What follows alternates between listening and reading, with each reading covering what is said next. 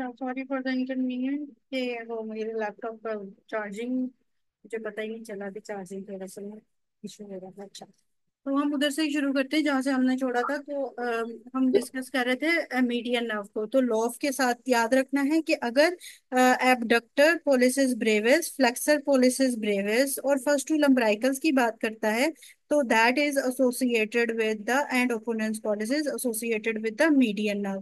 तो वो याद रखना है कि मीडियन नर्व की बात करेगा तो उस तरह बात करेगा। और अगर मीडियन नर्व, इसीलिए नो वॉइस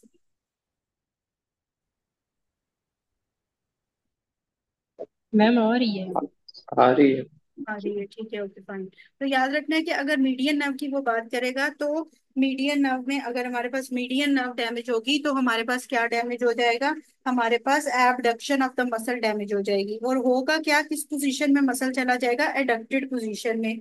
थंब जो है, थंब की मेनली अगर बात करें तो थंब जो है वो एडक्टेड पोजीशन में चला जाएगा और लॉस क्या होगी? एबडक्शन लॉस होगी, क्योंकि एबडक्टर पोलिसिस ब्रेविस सप्लाई करता है मीडियन नर्व्स के थ्रू और वो थंब की साइड पे होता है, ठीक है। तो इस तरह याद रखना है कि अगर मीडियन नर्व डैमेज होगी तो क्या होगा। इसीलिए जो ग्रिप की बात है, तो ओपोनेंस पोलिसिस के साथ हम बात कर रहे थे, ठीक है। अगर वो बटन लगा रहे हैं तो उसमें भी यही आएगा, मीडियन नर्व इन्वॉल्व होगी, ठीक है, बटन लगाने में, ठीक है। और अगर बात करता है कि ग्रिप की बात कर रहे हैं तो उसमें भी मीडियन नर्व आएगी, ठीक है, इन मसल्स के through. Question number 4, small muscles of hand is supplied by which of the following? हाँ, तो वो उसके लिए मीडियन नर्व मेनली इन्वॉल्व होती है। जो ग्रिप के लिए है ना, इन्हीं मसल्स के थ्रू जो है वो मीडियन नर्व इन्वॉल्व करती है। एक ओपोनेंस पॉलिसिस मेनली और एक एब्डक्टर पॉलिसिस ब्रेविस, ठीक है। तो ये दो मसल्स होते हैं मेनली और इन्हीं के साथ ही वो एसोसिएट करते हैं उसको, मीडियन नर्व को। फिर उसके बाद है small muscles of hand is supplied by which of the following nerve. तो ये हमने पूरा पढ़ चुके हैं। स्मॉल मसल्स ऑफ हैंड का ये वही रिपीट उसने किया हुआ है। Question number 5, man lifted heavy weight, sudden pain on the arm on examination, swelling in the upper forearm of the muscle which is attach to the radial tuberosity. तो radial टिबियोसिटी पे जो upper arm और वो four arm के दरमियान जो muscle जो attach होता है वो होता है बाइसेप ब्रेकियाई मसल, ठीक है। तो बाइसेप ब्रेकियाई मसल होता है वहां पे। जो हम बात करते हैं कि अगर रेडियल ट्यूबरोसिटी की बात करें तो वहां पे अटैच कौन सा होता है? Bicep brachii muscle. और क्यूबिटल फोसा में bicep brachii muscle is lateral to which nerve? In cubital fossa, radial nerve. ठीक है, ओके, रेडियल नर्व है। लैटरल टू अच्छा मीडियल नर्व, लैटरल टू और मीडियल टू रेडियल नर्व बात करेंगे, ठीक है। मैम लेटरल किसके सॉरी, लेटरल किसके मैं पड़ा अभी हुआ है ध्यान भाई? नहीं, ठीक है ना। Median brachial nerve, artery. Brachial artery है, ब्रेकियल टेंडन है, बाइसेप ब्रेकियाई का टेंडन है और रेडियल नर्व है। तो मीडियन नर्व, ब्रेकियल, या sorry, median brachial artery biceps और उसके बाद रेडियल। हाँ, तो मीडियल टू लैटरली कैसे जाते हैं? Medial nerve, brachial artery, brachial tendon और रेडियल नर्व। तो अगर मीडियली लैटरल टू बात करेगा तो लैटरल मीडियल नर्व के पड़ा होगा, और अगर मीडियल बात करेगा तो वो रेडियल नर्व के लैटरल होगा, ठीक है, बाइसेप ब्रेकियाई का tendon. Question number 6, medial longitudinal arch is supported by the longitudinal deltoid ligament होता है जो मीडियल लॉन्गिट्यूडनल आर्च को सपोर्ट करता है, ठीक है। फिर 7, ulnar nerve damage at the medial epicondyle, which muscle will be affected. तो अल्नर नर्व जो है वो किसको सप्लाई कर रही होती है? मीडियल लंब्राइकल्स को। और लैटरल लंब्राइकल्स को क्या सप्लाई कर रही होती है? Median nerve. Medial nerve, very good. अच्छा, हाँ, मीडियल टू रेडियल नर्व होगी ना और लैटरल टू मीडियल नर्व होगी, ठीक है। फिर उसके बाद question number 8, patient can not perform supination of the arm, nerve of supination include musculocutaneous and radial nerve, ठीक है। Question number 9, following part of the brachial plexus has branches that supply the extensor muscles of the arm. तो posterior cord होता है। Posterior cord का क्या mnemonic था? To star, ठीक है, जिसमें से जो रेडियल नर्व है वो मेनली पोस्टीरियर सप्लाई करती है posterior side of the arm को, ठीक है। तो पोस्टीरियर मसल्स जो एक्सटेंसर्स मसल होते हैं उसके साथ रेडियल नर्व का एसोसिएशन होती है कि जो रिस्ट की एक्सटेंशन है, फिंगर्स की एक्सटेंशन है, उसके अंदर रेडियल नर्व होती है। तो एक्सटेंसर्स ऑफ मसल्स के आर्म्स जो फोर आर्म में भी होंगे और जो हैंड में भी होंगे वो मेनली रेडियल नर्व सप्लाई करेगी। और पोस्टीरियर कॉर्ड का निमोनिक था टू स्टार, जिसके अंदर रेडियल नर्व आती थी, ठीक है। Question number 10, which nerve run along the radial artery in the four arm. तो वो हमने कौन सी पढ़ी थी? Superficial radial nerve radial artery के साथ जो है वो फोर आर्म में मूव करती है, ठीक है। 11, common site of the clavicular fracture क्या है? Lateral one third and medial two third, ठीक है। फिर 12, रोटेटर कफ मसल्स कौन से होते हैं? तो सिट्स के निमोनिक से याद रखना है, supraspinatus, infraspinatus, teres minor and subscapularis, ठीक है। सिट्स के निमोनिक से याद रखना है, supraspinatus, infraspinatus, teres minor and subscapularis. Question number 13, wrist joint is an example of, कौन सा रिस्ट जॉइंट किसकी एग्जांपल है?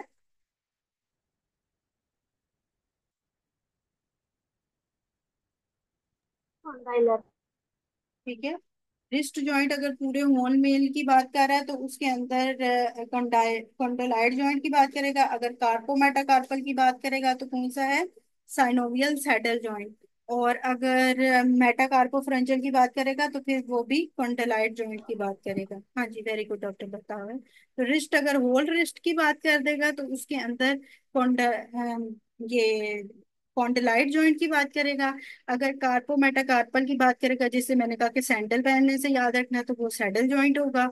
और मेटाकार्पोफ्रेंजियल जॉइंट भी कॉन्डोलाइड जॉइंट होता है। Question number 14, a woman presented with a whiplash injury during RTA result in the damage to C5 C6 will affect most or likely will be the flexion of forearm। अच्छा, ये हमारे पास जो विपलैश वाली है ना, एक होती है हमारे पास अर्ब्स पॉल्सी और एक होती है हमारे पास क्लम्पेक्स पॉल्सी, ठीक है। ये दो पॉल्सी होती है, अब इनको थोड़ा सा डिस्कस कर लेते हैं। कर्व और कंप्रेस पार्ट को, जो अपर ट्रंक हमारे पास ब्रेकियल प्लेक्सिस जो हमने किया था, अगर उसका अपर ट्रंक डैमेज होता है तो हमारे पास कौन सी पॉलिसी होती है? अर्ब्स पॉलिसी, जिसे वेपर वेटर टिप्स भी कहा जाता है। और अगर लोअर ट्रंक की वो बात करेगा तो उसके अंदर क्लम्पिस पॉलिसी होती है, वो होती है, ठीक है, अर्ब्स पॉलिसी और क्लम्पिस पॉलिसी, ठीक है। अर्ब्स पॉलिसी में जो हमारे पास लॉस होता है वो होता है फेल्स का। फेल्स का निमोनिक से याद रखना है कि हमारे पास जो अर्ब्स पॉलिसी में लॉस होता है वो होता है फेल्स, ठीक है। अब मैं आपसे फेल से आपको बताती हूँ क्या क्या लॉस होता है, ठीक है। तो फेल से याद रखना है कि जो हमारे पास अर्ब्स पॉलिसी में, एक मिनट ये व्हाइट बोर्ड ओपन नहीं करेंगे।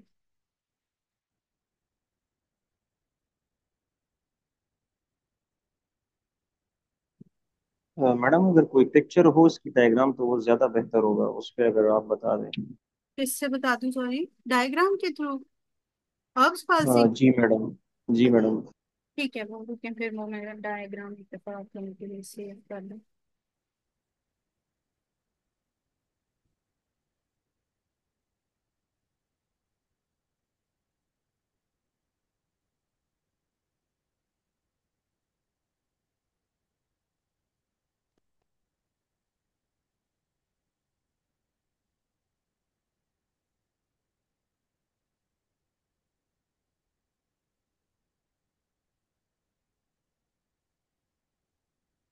एक मिनट बस कीजिए।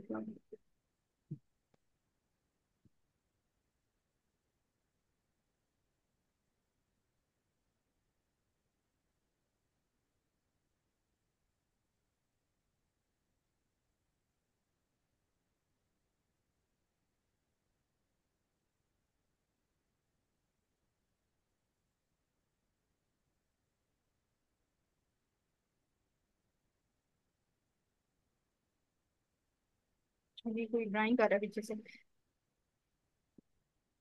अच्छा, ठीक। तो अभी अल्फ पारसी की पिक्चर एक शेयर कर रही हूँ, उसके अंदर देख लें कि अल्फ पारसी क्या क्या होती है हमारे पास अल्फ पारसी में मेनली। अच्छा, जो अल्फ पारसी है इसके अंदर हमारे पास जो फेल्स का निमोनिक होता है उससे याद रखना है, लॉस किसकी होती है? फ्लेक्शन की। फ्लेक्शन की लॉस होती है, जिसकी वजह से जो है वो फ्लेक्शन का लॉस हो जाता है, जिसकी वजह से जो है ये एक्सटेंडेड बॉडी रहती है, ठीक है। एक्सटेंडेड रहती है, flexion at the elbow mainly उसे कहते हैं, ठीक है। जिसकी वजह से एक्सटेंशन रहती है। तो फ्लेक्शन लॉस हो गई एक, तो फेल्स के निमोनिक से एफ से याद रखना है फ्लेक्शन लॉस होगी। फिर उसके बाद एबडक्शन लॉस होगी, ठीक है। एबडक्शन लॉस होगी कि बाहर बोन बॉडी को ये आर्म को मूव करने से एबडक्शन लॉस होगी, इसलिए आर्म जो है वो एडक्टेड पोजीशन में होगी, ठीक है। लॉस क्या क्या होगी, फ्लेक्शन लॉस होगी, इसलिए आर्म एक्सटेंडेड पोजीशन में होगी, flexion at the elbow loss होगी, और इसके अलावा एबडक्शन लॉस होगी, इसीलिए जो है वो आर्म क्या है, वो एडक्टेड पोजीशन में है, ठीक है, साथ जुड़ी हुई है, एडक्टेड पोजीशन में है, ठीक है। एबडक्शन लॉस होगी। फिर उसके बाद आई से क्या है, इंटरनल रोटेशन लॉस होगी। इंटरनल रोटेशन, ये हैंड की आप देख रहे हैं एक्सटर्नली रोटेट किया हुआ है, तो इंटरनल रोटेशन लॉस होगी जिसकी वजह से हैंड जो है वो एक्सटर्नली रोटेट कर जाएगा, एक बार। फिर उसके एल से क्या होगा, लैटरल रोटेशन लॉस होगी। लैटरल रोटेशन लॉस होगी तो उसमें भी यही है कि इंटरनली जो ये आर्म है, ये लैटरल रोटेशन लॉस होगी तो मीडियली रोटेट कर जाएगी, ठीक है। फिर एस से क्या होगा, सुपिनेशन लॉस होगी, ठीक है। जहां पे यहाँ पे जो है वो एल्बो पे फ्लेक्शन लॉस हुई है तो उसके साथ सुपिनेशन भी लॉस हो जाएगी, ठीक है, इसलिए प्रोनेटेड फॉर्म में है, ठीक है। अब मैं इसको दोबारा एक दफा बता देती हूँ क्या क्या लॉस होगा। फेल्स के निमोनिक से आपने याद रखना है लॉस ऑफ फ्लेक्शन, ए से आपने याद रखना है लॉस ऑफ एबडक्शन, आई से याद रखना है loss of internal rotation, L से याद रखना है loss of lateral rotation, and S से याद रखना है लॉस ऑफ सुपिनेशन, ठीक है। अब ये सब लॉस होगा तो किस किस फॉर्म में होगा, एक्सटेंडेड फॉर्म में होगा, एडक्टेड फॉर्म में होगा, एक्सटर्नली हैंड रोटेट किया होगा, medial rotation of the arm होगी, और प्रोनेशन होगी, ठीक है। समझ आ गई इस बात की? मैडम रेस्ट एरिया पे एडक्शन लॉस हो जाएगी ना, if I am not wrong? हाँ, इसमें भी एडक्शन लॉस्ट हो जाएगी, तो ये एबडक्शन लॉस्ट होगी, इसलिए ये एडक्टेड फॉर्म में होगा। एबडक्शन लॉस होगी, ठीक है। एबडक्शन होता है वे लेके जाना, और एडक्शन होता है टुवर्ड लेके जाना बॉडी के, तो एबडक्शन लॉस्ट होगी, ठीक है।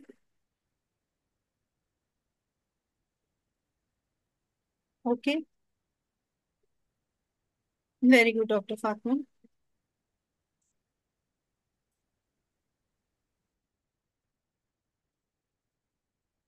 ठीक है, ओके।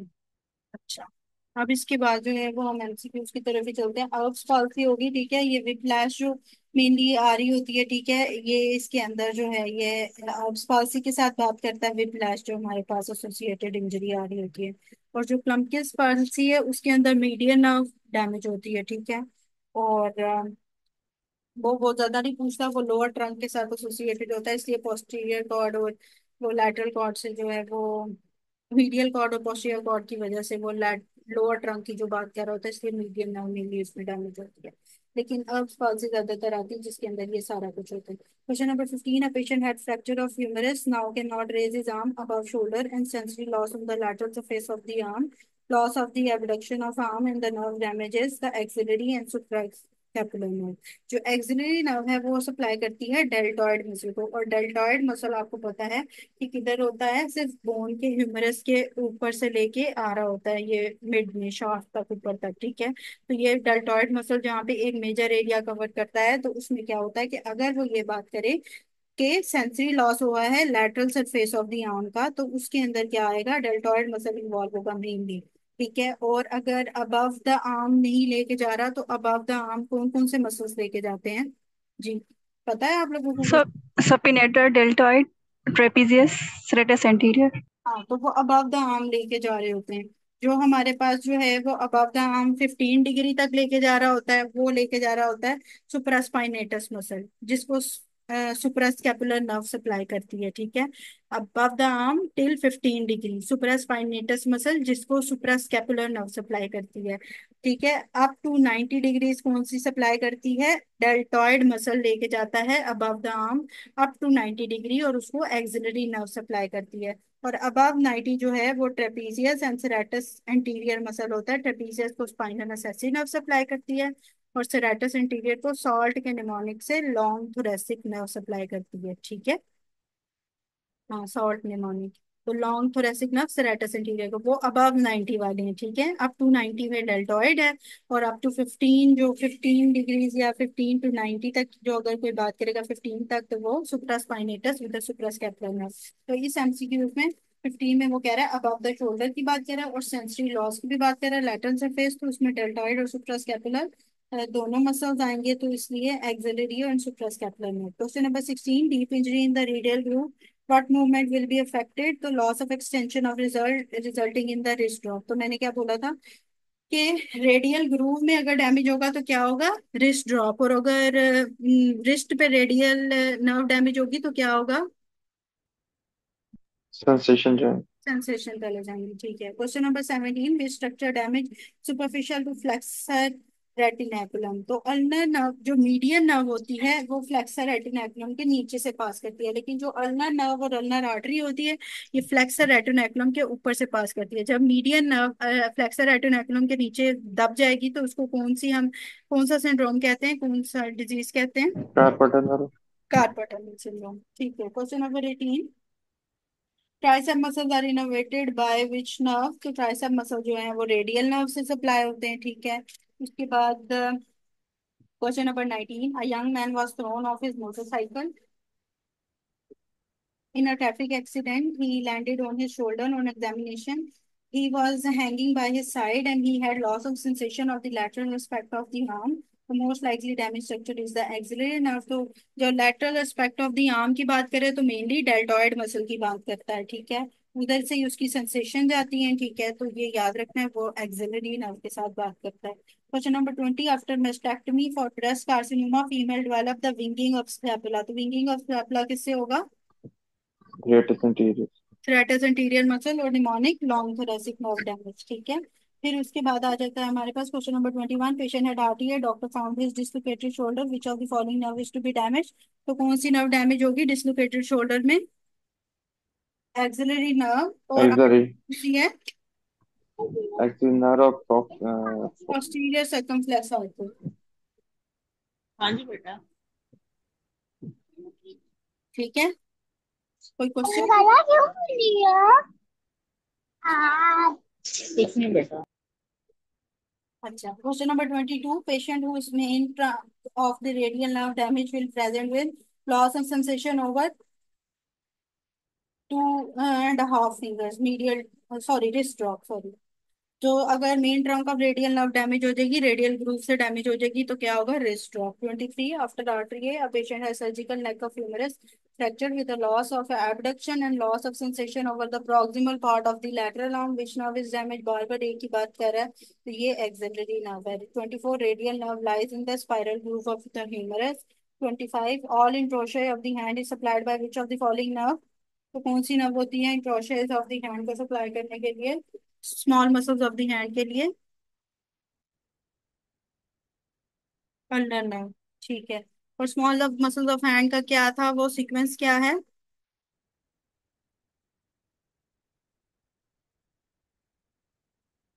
सीक्वेंस बता दे कोई एक बच्चा। C8 T1 हो गया मैडम पहले। ठीक है। फिर उसके बाद C8 T1 के बाद मीडियम प्लस सर्नल फिर उसके बाद फिर T1 और फिर L1। T1। T1 और ulnar nerve. Very good.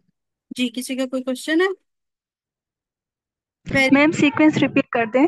C8 T1 preferred over ulnar plus median nerve, preferred over T1, preferred over ulnar nerve. ठीक है। ठीक है मैम, थैंक यू। अच्छा, इसके बाद है question number 26, a young female complaining of numbness and paresthesia along with the color changes in her left arm. There is no wasting of the introsea but altered sensation in T1 distribution due to which of the following? तो cervical rib के जब T1 की distribution में सिर्फ alter sensation का पूछे और wasting of the इंट्रोशिया muscles नहीं हुए हैं, ठीक है, वेस्टिंग नहीं हुई है जो स्मॉल मसल्स ऑफ हैंड है, लेकिन पैरेस्थीजिया और नमनेस फील हो रही है, तो इसका ये मतलब है कि सर्वाइकल रिब के डैमेज, सर्वाइकल रिब जो है वो एक्स्ट्रा रिब है, जिसकी वजह से ब्रेकियल प्लेक्सिस का एक पार्ट जो है वो प्रेस हो रहा है, जिसकी वजह से जो है वो नमनेस और पैरेस्थीजिया हो रहा है। ठीक है। तो उसमें याद रखना है कि जब भी इस तरह sensation in the T1 distribution की बस बात करें तो वो एक्स्ट्रा जो सर्वाइकल रिब होती है एक्स्ट्रा रिब होती है, जिसकी वजह से ये कंप्रेशन आती है। ठीक है, ब्रेकियल प्लेक्सिस की। Question number 27. A patient has fracture of the surgical neck of humerus, got axillary nerve damage. Now he cannot raise his arm above his shoulder and also has the sensory loss on the lateral surface of the arm. Which of the following muscle is damaged to deltoid muscle है ये multiple time MCQs अब आता रहेगा ठीक है. Question number 28. Medial half of the breast drain into which lymph node. अच्छा अब थोड़ा सा breast के बारे में देख लेते हैं. ब्रेस्ट के लिम्फ नोड्स के बारे में बहुत दफा सवाल करते हैं ठीक है. तो ब्रेस्ट के लिम्फ नोड्स के बारे में एक दफा क्वेश्चन देख लेते हैं कि क्या क्या आ जाता है.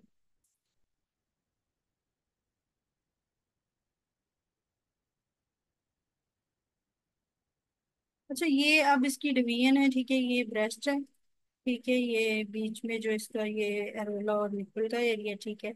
अच्छा अब इसके क्वाड्रेंट्स होते हैं. अपर आउटर इनर अपर जो है वो ये हो गया. ये लोअर आउटर हो गया और इनर जो या मीडियली जो लोअर है वो ये है ठीक है. और ये लैटरल है आउटर वाले ठीक है. अब इसके साथ जो है ना वो एक्सिलरी लिम्फ नोड्स होते हैं ठीक है. जो मीडियल साइड पे होते हैं मेनली इधर याद रखना है इंटर मेमोलरी ठीक है. इंटर मेमोरी या इंटर थोरेसिक इंटरनल थोरेसिक दो नाम इनके होते हैं. इंटर मेमोरी या इंटरनल थोरेसिक ये मीडियल साइड पे जो है ये इधर ड्रेन करते हैं ठीक है. जो स्टर्नम के साइड स्टर्नम है बीच में मिड में इस तरह याद रखो. या थोरैक्स का मिड में पार्ट है इसलिए इंटर मेमोरी और या इंटरनल थोरेसिक लिम्फ नोड्स जो हैं ये मीडियल साइड से जाते हैं. और जो लैटरल साइड से मेनली जाते हैं या जो निपल के जाते हैं वो जाते हैं एंटीरियर एक्सिलरी के अंदर ठीक है. एंटीरियर एक्सिलरी के अंदर मेनली जाते हैं लैटरल वाले अगर मैं बात करूँ तो ठीक है. लैटरल वाले किसमें जाते हैं एंटीरियर एक्सिलरी के अंदर मेनली. और अगर बात करूं कि मीडियल वाले किस साइड पे जाते हैं तो मीडियल वाले जो है वो मेनली इंटरनल मेमोरी या इंटरनल थोरेसिक के अंदर जाते हैं ठीक है. वो इस साइड पे होते हैं मीडियल साइड पे. और लेटरल वाले एंटीरियर एक्सिलरी में मेनली जाते हैं. जो निपल है उसके भी इंटीरियर एक्सिलरी में ही जाते हैं ठीक है. निपल के भी किस में जाते हैं इंटीरियर एक्सिलरी में ही जाते हैं ठीक है. उसके बाद आ जाता है बाज़ दफा के लोअर और अपर इनर साइड वाले को भी डिवाइड कर दिया जाता है. जो लोअर मीडियल वैसे अगर सिर्फ मीडियल क्वाड्रेंट की बात करें तो inter memory sorry and internal thoracic की बात करता है. इंटर मेमोरी और इंटरनल थोरेसिक. लेकिन अगर वो स्पेसिफाई कर दे लोअर मीडियल को मीडियल के लोअर वाले को कोड शो नहीं हो रहा मेरी तरफ से तो हो रहा है शो. सबको शो नहीं हो हो रहा. रहा मैडम. हो रहा है ना ठीक है ओके. अगर वो स्पेसिफिकली बात करें लोअर इनर मीडियल क्वाड्रेंट को तो यहाँ पे क्या होता है सब डायाफ्रेगमेटिक या इंफीरियर फ्रेनिक जो लिम्फ नोड्स होते हैं वहां पे ये सप्लाई करता है ठीक है. तो अगर लोअर मीडियल साइड की बात हो रहा है मैम. ठीक है. अगर लोअर मीडियल साइड की बात करेगा तो इंफीरियर फ्रेनिक ठीक है या सब डायफ्रेगमेटिक लिम्फ नोड्स की बात करेगा ठीक है. तो ये याद रखना है कि मीडियल साइड के अगर मेनली ड्रेन करेंगे तो इंटर मेमोरी में या इंटरनल थोरेसिक में ड्रेन करेंगे. और अगर वो स्पेसिफाई कर देता है कि लोअर मीडियल क्वाड्रेंट की बात बताओ तो उसके अंदर इंफीरियर फ्रेनिक या फिर सब डायफ्रेगमेटिक जो है वो हो जाएंगे यहाँ पे शो ठीक है. ये दो यहाँ पे आ जाएंगे. फिर आउटर लेयर की अगर मैं बात करूं तो आउटर मैंने अगर अब बात की कि आउटर जो लैटरल साइड पे होते हैं ये मेनली जाते हैं इंटीरियर एक्सिलरी में. और जो निपल्स हैं वो भी इंटीरियर एक्सिलरी में जाती है ठीक है. इसके अलावा एक आ जाते हैं टेल ऑफ ब्रेस्ट के. तो टेल ऑफ ब्रेस्ट एक्सिला में ही जा रही होती है. जो टेल ऑफ ब्रेस्ट से याद रखना टेल जो है ये पोस्टीरियर लिम्फ नोड्स में जाती है पोस्टीरियर ठीक है. टेल ऑफ ब्रेस्ट किस में जाती है टेल के टी से याद कर लो बेशक. ये पोस्टीरियर लिम्फ नोड्स में टेल ऑफ ब्रेस्ट जाएगी ठीक है. टेल ऑफ ब्रेस्ट किधर ड्रेन करेगी पोस्टीरियर लिम्फ नोड्स में ठीक है. जिन्हें स्कैपुलर लिम्फ नोड्स भी कहा जाता है. और लोअर क्वाड्रेंट जो मीडियल इनर लोअर क्वाड्रेंट है उसमें इंफीरियर फ्रेनिक और सब डायफ्रेगमेटिक ये दोनों लिखा हुआ आ सकता है ठीक है. तो टेल के साथ कौन से मैंने बताया टेल के टी से याद रखना है पोस्टीरियर या फिर स्कैपुलर ठीक है. पोस्टीरियर या फिर स्केपुलर टेल ऑफ ब्रेस्ट से। ठीक है, तो एक दफा दोबारा कि लैटरली कौन से, एंटीरियर एक्सिलरी, निप्पल के कौन से, एंटीरियर एक्सिलरी, मेन कौन से, एंटीरियर एक्सिलरी, मीडियल साइड पे कौन से, एंटीरियर मेमोरी या इंटरनल थोरेसिक, और अगर मीडियल लोअर क्वाड्रेंट की मेनली बात करें तो इंफीरियर फ्रेनिक एंड सबटाइप। ठीक है, ओके, सही है। लोअर लैटरल की अगर बात करता है तो उसके अंदर जो है ना वो बहुत सारे होते हैं उसके अंदर। एंटीरियर एक्सिलरी भी मेन आ जाएगा, फिर सब डायफ्रेगमेटिक भी आ जाएगा, और ये दोनों जो हैं वो लोअर लैटरल क्वाड्रेंट के लिए आ जाएंगे। ठीक है, और अपर लैटरल में, हाँ, हाँ जी, जी, निप्पल भी एंटीरियर एक्सिलरी में जाती है। और सबसे ज्यादा होते हैं ये एक्सिलरी लिम्फ नोड, सबसे ज्यादा होते हैं। ठीक है, ये याद रखें।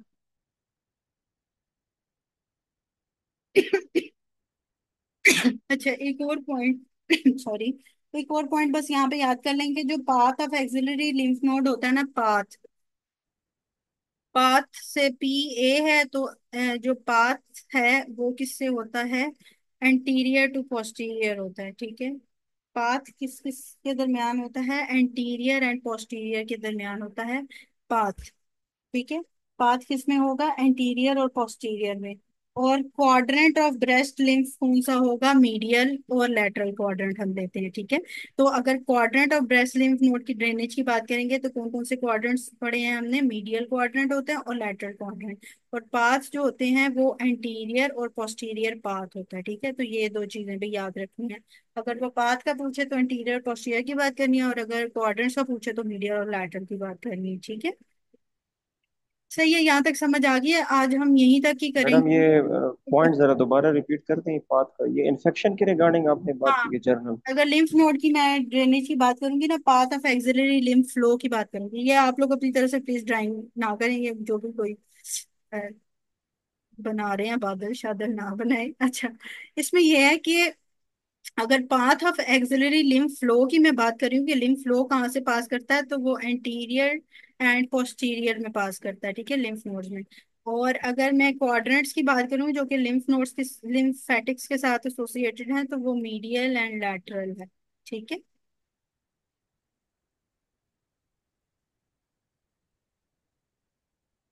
एमसीक्यूज 5 का। फिर मैडम इसमें अलग अलग मतलब मीडियल, इंटीरियर, एक्सिलरी, पेक्टोरल, ये उसके अकॉर्डिंगली इन क्वाड्रेंट्स में अरेंज है।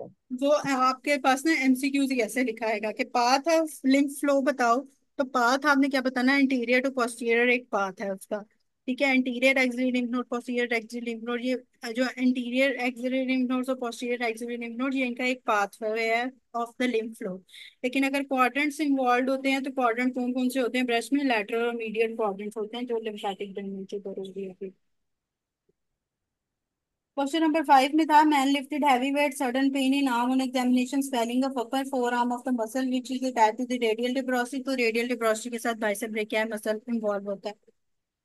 ठीक है, question number 10, which nerve runs along the radial artery in the four arm, तो रेडियल आर्टरी के साथ फोर आर्म के साथ जो नर्व रन करती है वो सुपरफिशियल रेडियल नर्व रन करती है। ठीक है, रेडियल आर्टरी के साथ middle one third of the four arm में जो रन कर रही होती है उसे सुपरफिशियल टर्मिनल ब्रांच कहा जाता है रेडियल नर्व। ठीक है, और जो डीप होती है ये back of the four arm passing through the supinator muscle, back of the arm में डीप होती है और फ्रंट पे सुपरफिशियल फोर आर्म पे रेडियल आर्टरी के साथ। और किसी का कोई क्वेश्चन, क्योंकि आज हम मैडम ये, ये 26 जो आपने बताया था सर्वाइकल रिप का, हाँ जी, ये इसी से रिलेटेड क्वेश्चन आता है थोरेक्स, थोरेक्स में भी थोरेसिक आउटलेट सिंड्रोम। तो मैडम अगर वो ये उल्टा कर दे कि सर्वाइकल रिप जो है उसकी कंप्रेशन है, तो थोरेसिक आउटलेट सिंड्रोम हो गया, इसमें भी सिंपैथेटिक चेन की कंप्रेशन होती है, तो हाँ, T1 फिर उसमें भी हम ऑप्शन वो कर सकते हैं, करेक्ट। हाँ, फिर भी क्योंकि जो सर्वाइकल सिंपैथेटिक सेंस हमने पढ़ी है तो वो T1 के लेवल पे होती है, तो वहां पे भी T1 की कंप्रेशन इस वजह से भी आती है। ठीक है,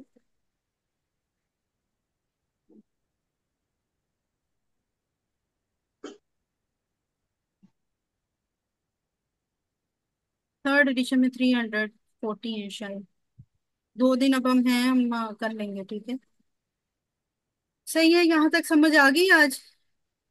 कल जो है वो हम सारे एमसीक्यूज बाकी कर लेंगे, ठीक है। अभी हमने ये ब्रेस्ट की ड्रेनेज तक 28 एमसीक्यूज तक की है, ठीक है। ओके फाइन, किसी का और कोई किसी का सवाल है? जी आज ही अपन ने स्टार्ट किया, 12 बजे ही। क्लास की अगर टाइम थोड़ी बहुत भी चेंज हुई तो मैं ग्रुप में शेयर कर दूंगी, ठीक है। वो मैं पहले ही फिर शेयर कर देती हूँ, मैंने कहा था कि अगर चेंज करूंगी तो फिर ही मैं शेयर करूंगी। ओके ठीक है, चलिए जी, ठीक है, सही है। ओके, अल्लाह हाफिज।